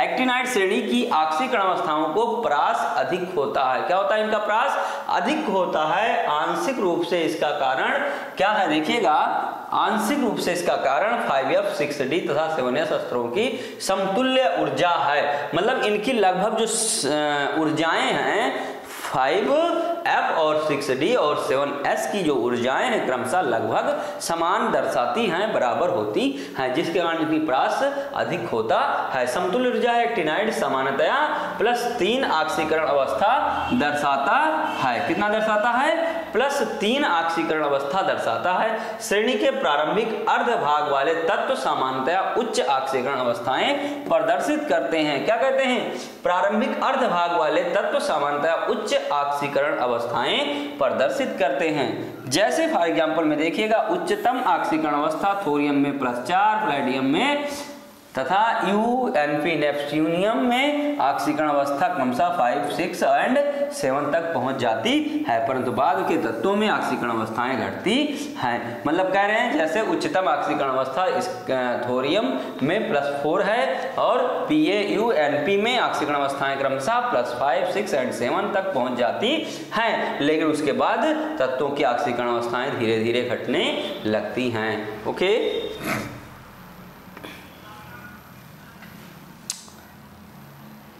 नोट कर लीजिएगा इसको। चलिए नेक्स्ट देखते हैं, ऑक्सीकरण अवस्था हो गया। अब ऑक्सीकरण अवस्थाओं को दिया गया है, देखिएगा, एक्टिनाइड को दिया गया है। क्या दिया गया है, ये एक्टिनाइड है, थोरियम है, पैलेडियम है, U है, यूरेनियम, NP, PU, AM, मतलब यहां से लेकर यहां तक 13-14 तत्व हैं। ठीक, इनकी ऑक्सीकरण अवस्था यहां दिया गया है, यहां दिया गया है, यहां दिया गया है, यहां दिया गया है और ऐसे सामने दिया गया है, ये देखिएगा। ठीक, ये ऑक्सीकरण अवस्थाओं को दर्शाता है। ठीक, तो ये +3 से +4, +5, +6, +7 तक दर्शाते हैं। मतलब जो यूरेनियम है 3, 4, 5, 6 3 प्रकार की संयुक्ता है, मतलब परिवर्ती संयोजकता भी पाया जाता है, जिसके कारण यह परिवर्ती संयोजकता भी दर्शाता है। ठीक, आपको इसमें केवल इतना ही लर्न करना है, जो एक्टिनाइड श्रेणी की तत्व होते हैं उनकी जो ऑक्सीकरण अवस्थाएं होती हैं परिवर्ती होते हैं, कुछ समय तक बढ़ती हैं, उसके बाद धीरे धीरे घटना स्टार्ट हो जाती हैं। ये आपको जरूर याद रखना है, इसलिए इसको भूलोगे नहीं, नोट कर लीजिएगा। परमाणविक या आयनिक त्रिज्याएं को देखते हैं।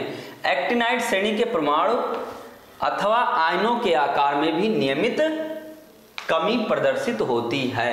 एक्टिनाइड श्रेणी के परमाणु अथवा आयनों में के आकार में भी नियमित कमी, जब आकार बढ़ता है तो उसकी साइज घट जाती है, एक्टिनाइड संकुचन कहते हैं। जैसे जैसे उसका आकार बढ़ता जाता है, इलेक्ट्रॉन ज्यादा होते हैं, तो क्या होता है, उसका संकुचन या उसकी साइज क्या होती है, घट जाती है, या घट जाती है, इसके कारण साइज संकुचित हो जाता है, थोड़ा और संकुचित हो जाता है, इसलिए इसे क्या कहता है, एक्टिनाइड संकुचन भी कहा जाता है। ये लैंथेनाइड संकुचन की भांति ही होता है। किसकी भांति होता है, लैंथेनाइड में क्या होता था, आयनिक त्रिज्या और परमाणु त्रिज्याएं बढ़ती है, जिसके कारण आकार में कमी आती थी और वो लैंथेनाइड संकुचन कहा जाता था। ऐसे सेम पोजीशन एक्टिनाइड संकुचन का भी होता है। ठीक, ये संकुचन 5F इलेक्ट्रॉनों के परिरक्षण प्रभाव, स्क्रीनिंग इफेक्ट बोलते हैं, ठीक, के कारण होता है। अतः श्रेणी में परमाणु क्रमांक बढ़ने के साथ साथ इनकी त्रिसंयोजी धनायनों की त्रिज्या घटती है। जैसे जैसे धनायन बनाएंगे साइज उसकी घटती चली जाएगी। ठीक है, इसलिए इनको क्या कहा जाता है, एक्टिनाइड संकुचन भी कहा जाता है। क्या कहा जाएगा, एक्टिनाइड संकुचन। क्वेश्चन इसमें से यही आता है, एक्टिनाइड संकुचन क्या है। ठीक, क्या आता है, एक्टिनाइड संकुचन क्या है। अब चुंबकीय गुण को देख लीजिए। क्या देखेंगे, चुंबकीय गुण को, मैग्नेटिक प्रॉपर्टी को देखेंगे। इनके चुंबकीय गुण लैंथेनाइडों की अपेक्षा क्या होते हैं, लैंथेनाइड की अपेक्षा अधिक जटिल होते हैं। क्या होते हैं, लैंथेनाइड की अपेक्षा। लैंथेनाइड में थोड़ा चुंबकीय गुण कम होता है, लेकिन इसमें बहुत ज्यादा चुंबकीय गुण पाया जाता है। क्यों, देखते हैं, आयुग्मित 5f इलेक्ट्रॉनों की उपस्थिति के कारण ये अनुचुंबकीय होते हैं। क्या होते हैं, ये अनुचुंबकीय होते हैं। 5f इलेक्ट्रॉनों की उपस्थिति के कारण ये अनुचुंबकीय होते हैं। किसी भी तत्व को अपनी तरफ खींचने की क्षमता ये रखते हैं। चुंबकीय गुण इसमें अधिक होते हैं।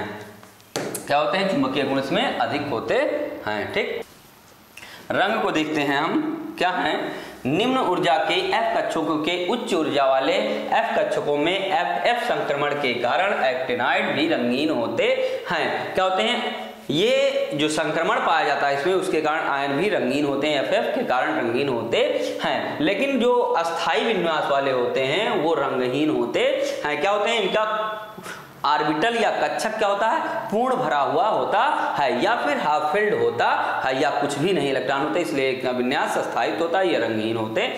अभी यूरेनियम को ले लीजिए, U+3, ठीक, और ये कहाँ जाएगा इलेक्ट्रॉन, 5f3 में।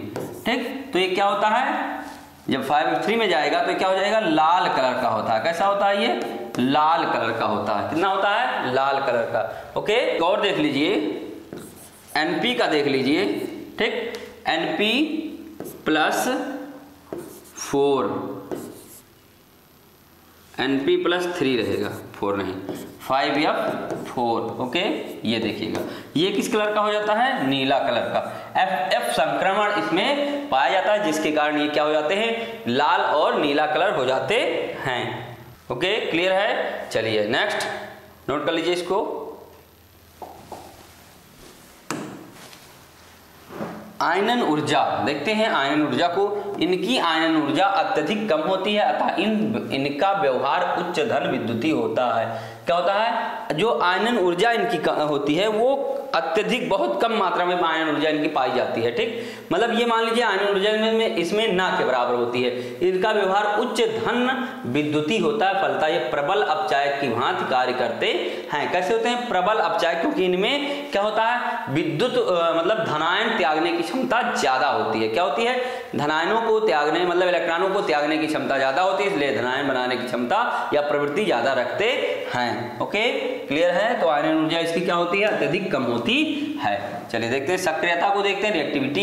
एक्टिनाइड धातुएं रेडियो सक्रिय होती हैं। क्या होती हैं, ये रेडियो सक्रिय होती हैं। इनकी क्रियाशीलता प्रमाण क्रमांक वृद्धि के साथ बढ़ती है। जितना जितना प्रमाण क्रमांक बढ़ता जाएगा वैसे वैसे इनकी क्रियाशीलता भी एवं होती चली जाएगी, बढ़ती चली जाती है। ये शीघ्रता से धूमिल हो जाती है।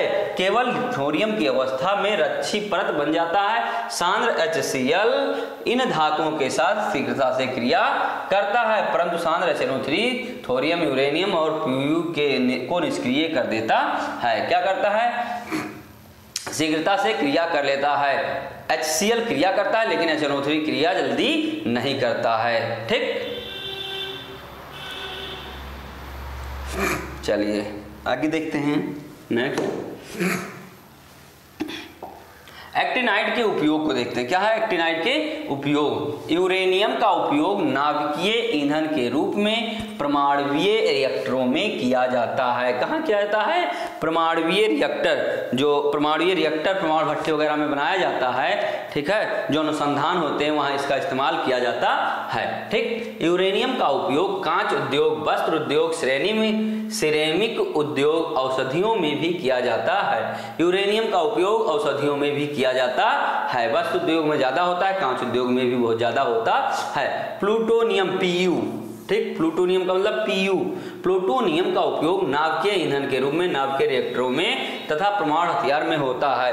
अभी हाल ही में अगर देखा जाए तो परमाणु हथियार बनाने में भारत लगा हुआ है। ठीक, वो चाहता है ज्यादा से ज्यादा परमाणु हथियार बनाया जाए अपने देश की सुरक्षा के लिए। ओके, और सबसे ज्यादा परमाणु हथियार पाए कहाँ जाते हैं, अमेरिका और रूस में। चीन भी लगा है बनाने में, लेकिन अभी सफल नहीं हुआ है कि बराबर हम बना ले जाएं। चीन और रूस और अमेरिका के बराबर हम बना ले जाएं, लेकिन ऐसा अभी चीन नहीं कर पा रहा है। हमारे भारत देश में थोड़ा कोशिश के ऊपर कोशिश लगी है। वैज्ञानिक हमारे यहाँ के बना रहे हैं हथियार को, जिसमें इसका प्रयोग किया जाता है। नाभिकीय रिएक्टरों में भी, परमाणु हथियार बनाने में भी इसका प्रयोग करते हैं। ठीक, आगे देखिएगा। लैंथेनाइड एवं एक्टिनाइड की तुलना, दोनों में तुलना क्या क्या होता है देखिएगा। लैंथेनाइड एवं एक्टिनाइड दोनों में काफी समानता होती है, क्योंकि इनके परमाणुओं के प्रति उपांत्य कोषों के F उपकोष में इलेक्ट्रॉन भरे जाते हैं, मतलब दोनों में भी उसमें 4F भरे जाते हैं, इसमें 5F भरे जाते हैं। इन दोनों में निम्नलिखित बिंदुओं पर समानता पाई जाती है। पहला देखिएगा, दोनों सामान्यतया +3 ऑक्सीकरण अवस्था प्रदर्शित करते हैं। क्या होते हैं? दोनों +3 ऑक्सीकरण अवस्था प्रदर्शित करते हैं, ठीक, और दोनों विद्युत धनी होते हैं। धन विद्युतीय लक्षण इनमें पाया जाता है। देखिएगा, दोनों ही विद्युत धनी एवं प्रबल अपचायक होते हैं। क्या होते हैं? दोनों विद्युत धनी होते हैं, प्रबल अपचायक होते हैं। सामान्यतः दोनों के ही धनायन रंगीन होते हैं। जो धनायन होता है वो क्या होता है? रंगीन होता है, लेकिन जिनके फुलफिल्ड होते हैं या हाफ फिल्ड होते हैं वो रंगहीन होते हैं। इतना ध्यान रखिएगा, चाहे वो लैंथेनाइड का हो या एक्टिनाइड का हो। क्लियर है? चलिए, दोनों के ही अयुग्मित इलेक्ट्रॉन युक्त धनायन अनुचुंबकीय प्रकृति के होते हैं। दोनों में समानताएं पाई जाती हैं कि जो आयनिक त्रिज्या होती है वो अनुचुंबकीय प्रकृति की होती हैं। जब अनुचुंबकीय होगा, धनायन बनाने की प्रवृत्ति होगा, ठीक, तो वो अनुचुंबकीय प्रकृति के होते हैं और वो क्या होते हैं? अयुग्मित इलेक्ट्रॉन के कारण होते हैं। पांचवा देखिएगा, दोनों ही श्रेणी में आयनिक त्रिज्याओं में कभी प्रदर्शित करते हैं। अतः लैंथेनाइड व एक्टिनाइड क्रमशः लैंथेनाइड संकुचन और एक्टिनाइड संकुचन प्रदर्शित करते हैं। जब आयनिक त्रिज्याएं क्या होती हैं? बढ़ती हैं, तो संकुचन इनका क्या होता है? संकुचन हो जाता है, थोड़ा और संकुचित हो जाते हैं। इसी को लैंथेनाइड संकुचन और एक्टिनाइड संकुचन भी कहा जाता है। क्लियर है? नोट कर लीजिए इसको, ये बहुत इंपॉर्टेंट है आपके लिए। क्या ये इंपॉर्टेंट है, इसलिए इसको नोट कर लीजिए। क्वेश्चन आता रहता है आपके बोर्ड पेपर में।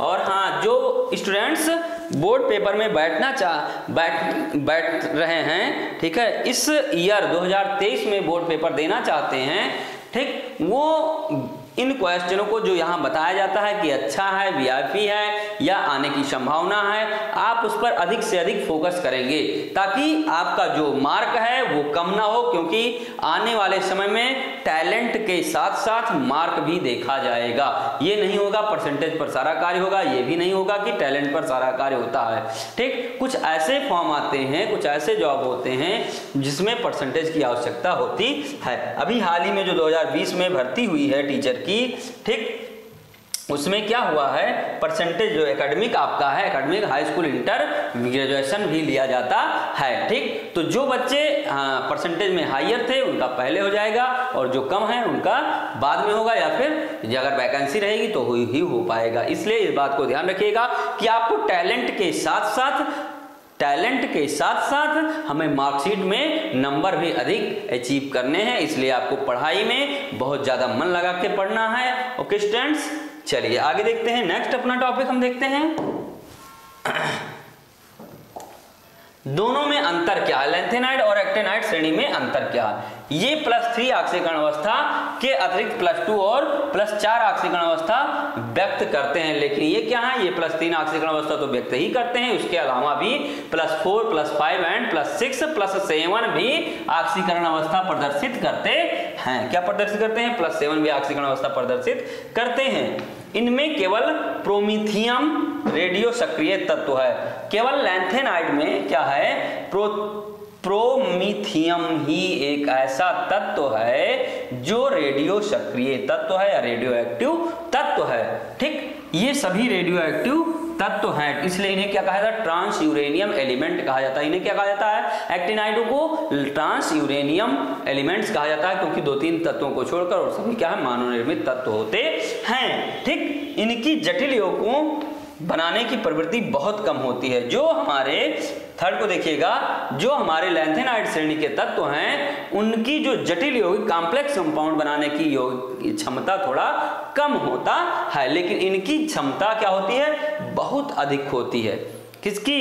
एक्टिनाइड की क्षमता कॉम्प्लेक्स कंपाउंड बनाने की ज्यादा होती है, किसकी तुलना में, लैंथेनाइड की तुलना में। ओके, देखिएगा, इनके हाइड्रोक्साइड एवं ऑक्साइड कम भारीय होते हैं। जब हम लैंथेनाइड के हाइड्रोक्साइड या ऑक्साइड बनाते हैं, ठीक, Ln2 और O3, ऑक्साइड, ट्राई ऑक्सलैंथेनाइड, डाई लैंथेनाइड, ट्राई ऑक्साइड। ठीक, जब इसका बनाते हैं तो भारी होते नहीं है, बहुत ज्यादा भारी नहीं होते हैं, लेकिन इनमें क्या है, इनके हाइड्रोक्साइड एवं ऑक्साइड अत्यधिक क्षारीय होते हैं।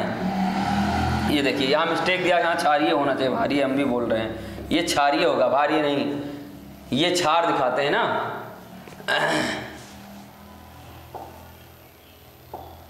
चलिए अब नेक्स्ट टॉपिक हमारा लैंथेनाइड एवं एक्टिनाइड में अंतर। ठीक, तो लैंथेनाइड और एक्टिनाइड को देख लीजिए अंतर में, ये +3 ऑक्सीकरण अवस्था के अतिरिक्त +2+4 ऑक्सीकरण अवस्था भी दर्शाता है। और ये क्या है, ये +3 ऑक्सीकरण अवस्था के साथ साथ +2+4+6 ऑक्सीकरण अवस्था भी दर्शाता है। कौन, एक्टिनाइड। एक्टिनाइड और लैंथेनाइड की तुलना हो रही है, यहाँ ध्यान से देखिएगा। इनमें केवल प्रोमिथियम ही एक ऐसा है जो रेडियो सक्रिय और रेडियो एक्टिव तत्व है, अन्य क्या है, रेडियो और एक्टिनाइड में क्या है, ये सभी रेडियो सक्रिय तत्व होते हैं, रेडियो एक्टिव तत्व होते हैं, केवल 2-3 तत्वों को छोड़कर सभी रेडियो सक्रिय तत्व होते हैं। इन्हें ट्रांस यूरेनियम तत्व कहा जाता है या मानव निर्मित तत्व कहा जाता है। ठीक, नेक्स्ट क्या है, इनकी जटिल यौगिक बनाने की क्षमता। लैंथेनाइड की बात हो रही है, लैंथेनाइड जटिल यौगिक बनाने की क्षमता कम पाई जाती है, लेकिन एक्टिनाइडों की जो क्षमता होती है जटिल यौगिक बनाने की वो क्या होती है, ज्यादा होती है, कॉम्प्लेक्स कंपाउंड ये ज्यादा बनाते हैं। ठीक, फोर्थ देखिएगा, इनके हाइड्रोक्साइड एवं ऑक्साइड कम भारीय नहीं क्षारीय होते हैं। क्या होते हैं, इनके हाइड्रोक्साइड एवं ऑक्साइड कम क्षारीय होते हैं। इनमें देखिएगा जैसे अभी देखिए Ln2 और O3 ये कम क्षारीय होते हैं, लेकिन इनके हाइड्रोक्साइड एवं ऑक्साइड अधिक क्षारीय होते हैं। किसकी तुलना में, लैंथेनाइड की तुलना में क्या होते हैं, अधिक क्षारीय होते हैं। कौन, एक्टिनाइड वाले। ओके, क्लियर है।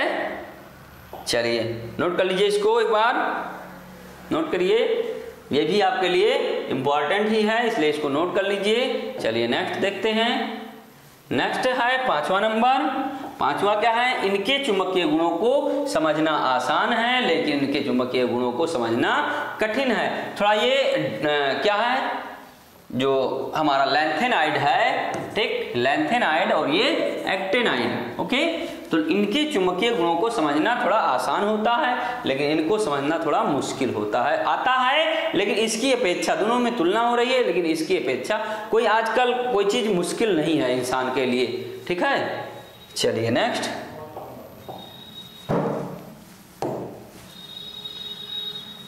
ओके स्टूडेंट्स, आज का टॉपिक हमारा यही खत्म होता है। आज हम इस वीडियो में यहीं तक। आशा करते होंगे आपको अच्छे से समझ में आया है, आशा करते होंगे आप अच्छे से पढ़ रहे होंगे, आपकी पढ़ाई कंटिन्यूटी चल रही होगी, क्योंकि बोर्ड एग्जाम आप जैसे जैसे एक एक दिन कम होता जाता है, बोर्ड एग्जाम नजदीक आता जाता है। ठीक, इत्मीनान से पढ़िएगा, एकदम कंसंट्रेट होकर माइंड को फ्रेश करके बैठिएगा।